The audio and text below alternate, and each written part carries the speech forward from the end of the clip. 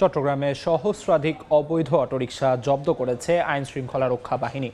এই মুহূর্তে নগরীর মনসুরাবাদ এলাকায় আছেন রিপোর্টার পার্থপ্রতিম বিশ্বাস। সরাসরি যাচ্ছি তার কাছে।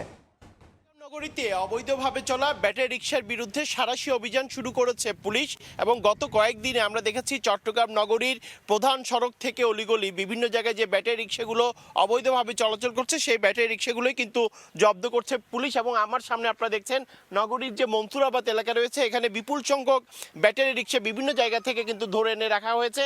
প্রায় কয়েক হাজার ব্যাটারি রিকশা এখানে কিন্তু জব্দ করা হয়েছে। আসলে চট্টগ্রাম নগরীতে গত কয়েক মাসে প্রায় অর্ধ লক্ষ ব্যাটারি রিকশা কিন্তু নগরীতে অবৈধভাবে চলাচল করছে, যে কারণে চট্টগ্রাম নগরীতে প্রতিনিয়ত ঘটছে দুর্ঘটনা। সাধারণ মানুষও কিন্তু অনেকটাই এই ব্যাটারি রিকশার কারণে আতঙ্কিত এবং বারবার বলছিল এই ব্যাটারি রিকশার বিরুদ্ধে যে কোনো ধরনের পুলিশের পক্ষ থেকে অভিযান পরিচালনা করতে। এবং সেক্ষেত্রে আমরা দেখছি নগরীতে দীর্ঘদিন ধরে ব্যাটারি রিকশার দৌরাত্ম্য চলছিল।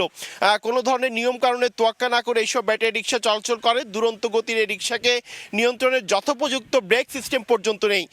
কোনো ধরনের প্রশিক্ষণ ছাড়াই সম্পূর্ণ অদক্ষ যারা চালকরা রয়েছে এসব গাড়ি নিয়ে তারা রাস্তায় নেমে পড়ছে এবং অনেক ক্ষেত্রে শিশুরা 18 বছরের নিচে যারা রয়েছে তারাও কিন্তু এই রিকশাগুলো নগরীর বিভিন্ন জায়গায় এক প্রান্ত থেকে অন্য প্রান্তে কিন্তু তারা এই ব্যাটারি রিকশা নিয়ে কিন্তু ছুটে চলছে এবং এদের কাছ থেকে সরকারের কোনো যেমন রাজস্ব পায় না তেমনি অবৈধভাবে বিদ্যুৎ ব্যবহার করে অধিকাংশ কিন্তু রিকশা বিদ্যুৎ খেকো রিকশাগুলো নানাভাবে নিয়ন্ত্রণে আনার চেষ্টা করা হলেও তা দিনে দিনে আরও বেপরোয়া হয়ে উঠছে। নগরীতে অন্তত 50,000 ব্যাটারি রিকশা অবৈধভাবে চলাচল করে বলে আমাদেরকে আমরা জানতে পেরেছি। তো সেক্ষেত্রে গত কয়েকদিনে পুলিশের যে অভিযান সাধারণ মানুষজন অনেকটাই স্বস্তির নিঃশ্বাস ফেলছেন।